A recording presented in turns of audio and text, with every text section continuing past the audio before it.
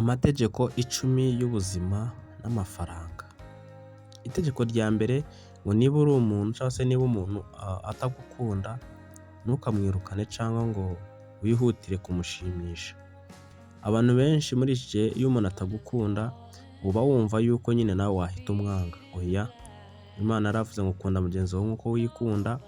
Aha ngaha barakubwira ati ntugahite umwirukana cyangwa se ngo wihutire kugira gute kumushimisha.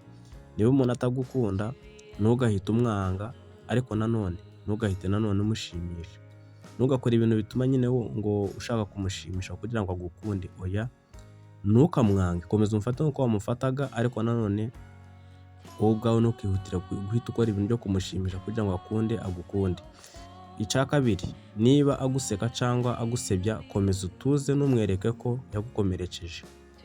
Iyo umuntu umweretse ko yagukomerekeje abyongeramo imbaraga nyinshi cyane akagukomeretsa kurushaho. Rero aha ngaha barabwira ati niba aguseka cyangwa agusebya komeza utuze numwereke yuko yagukomerekeje. Icya gatatu, ntukagire ubuzima bwawe wishingikirije, ntukagire ubuzima bwawe bushingiye ku gushaka kwemerwa n'abandi. Abantu benshi baba bumva yuko ibintu byose bakora ari ukugira ngo abandi bantu babemere, babakunde, bafate nk'abantu badasanzwe. Oya, ibyo ukora byose bikore nkawe, ntukabikora nyine, ntukazajye ubikora kubera abantu. Icya kane, ntukerekane ko guhora ubura ibyo ushaka bikubuza amahoro. Ni ukuvuga ngo ushobora kuba wifuza amafaranga, buri gihe urakora ugashaka ushaka amafaranga, ariko nyine bikakubuza amahoro. Oya, uyu nguyu arakubwira ati niba ushaka amafaranga, niba ushaka gutera imbere, ukirukanka inyuma y'ikintu runaka, inyuma y'urukundo, ntukerekane abantu yuko nta mahoro ufite kubera umukobwa, ntukereke abantu ko nta mahoro ufite kubera amafaranga. Igihe cyose jya uhora wishimye, kabone n'ubwo waba hari ikintu ubura mu buzima.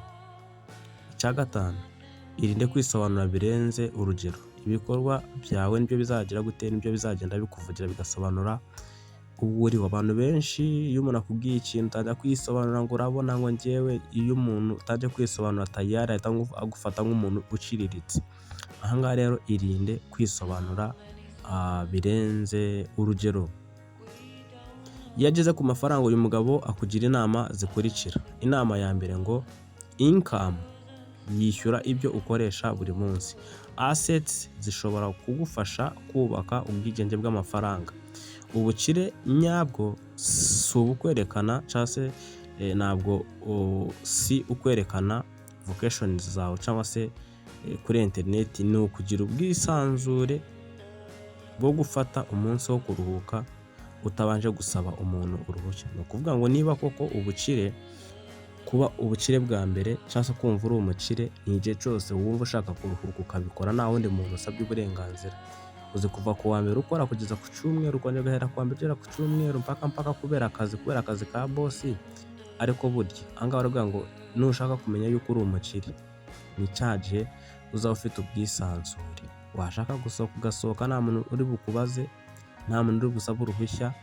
Ni ukuvuga ngo niba ushaka kugira ngo wumve yuko ko watangiye kuba umukire, ni cya gihe noneho watangiye kubona ufite amahoro, urarya ukaryama, washaka kuruhuka ukaruhukira igihe, ukavuga uti uyu munsi ndajya gusenga, uyu munsi ndakora siporo. Ariko mu gihe cyose tugisanga kubera akazi k'abandi, ntabwo ubona umwanya wa siporo, ntabwo ubona umwanya wo kujya gusenga, ntabwo ubona umwanya wo gutembera, ntabwo ubona umwanya wo gusohoka, menya yuko uracyari mu bukene. Ikindi ngo bika amafaranga mbere yo gutangira gukoresha asigaye. Aha ngaha twajyaga tugenda tubirebera hamwe. Fata amafaranga yawe ufite, banza ukoreho ayo kwizigama, noneho asigaye aba ariyo utangira gukoresha. Ikindi kandi baravuga ati irinde imyenda idakenewe, amadeni, kandi wige gutandukanya ibyo ukeneye ndetse n'ibyo wifuza. Abantu benshi ntabwo tuzi gutandukanya ibyo dukeneye ndetse n'ibyo twifuza. Ikintu ukeneye ni cya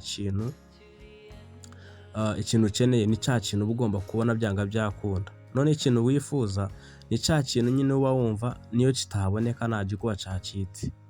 None se uyu munsi uramutse wifuje kugura televiziyo ntuyigure, wahita wumva uvuye mu byawe ukumva urapfuye birarangiye. Ariko nanone ikintu ukeneye byanga byakunda uragiharanira. Uti kubera iki?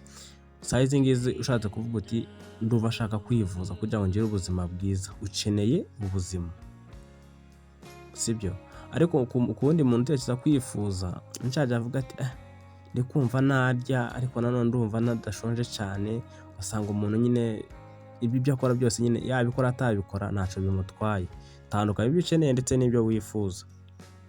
Ikindi kandi arakubwira ati asoza akubwira ati kwiyuhagira ni gute cyangwa se umuntu yiyuhagira byagenze biti, ati nta mubare ukwiye cyangwa se abantu bose bahuriraho ngo wiyuhagira kangahe ku munsi, biterwa nuko ukora ndetse nuko ubira ibyuya.